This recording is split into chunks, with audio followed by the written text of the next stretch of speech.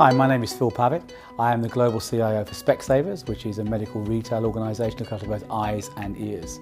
My background is quite interesting because I worked across a number of sectors, including private, local and central government. The big fashion thing in most organisations, public or private, and particularly in IT, is the concept of digital, and digital transformation is like the buzzword.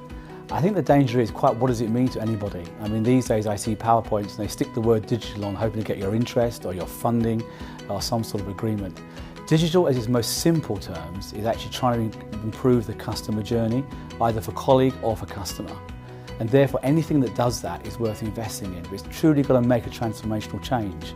So it's really just projects that really improve the life and the use of IT or technology or improving the customer journey. Large transformation projects can be really daunting, particularly IT ones, which are not known for their success. So I think you've got to really be clear about what you want to achieve up front. What are the outcomes? How do you take large programs and break them down to smaller, modular sort of formats? What does the end look like? What does success look like?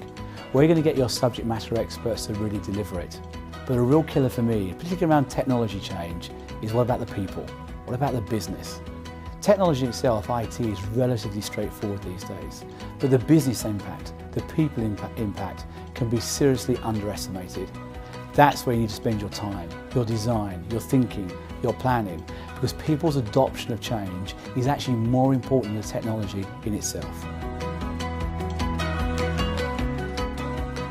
Some of the biggest challenges you get from local and central government around leading big change are not dissimilar from the private sector, although it has some unique facets.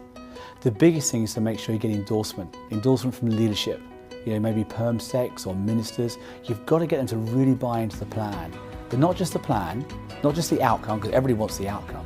You've got to get them to buy into the journey. It will be bumpy, it will be messy, it will be mistakes, it will be difficult.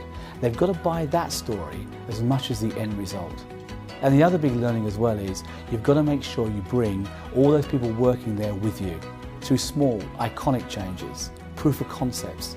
They've got to get almost the, I would say, the part of the adrenaline that goes with change and sort of get to like it. A winning team always wins. And getting them on that streak is very important. Earning your permissions to deliver that change in both central government. But what's interesting is, in my organisation now I can make change, and of course it affects our customers and our colleagues. Change in government could affect countries. So the honour and responsibility that goes with it is very powerful.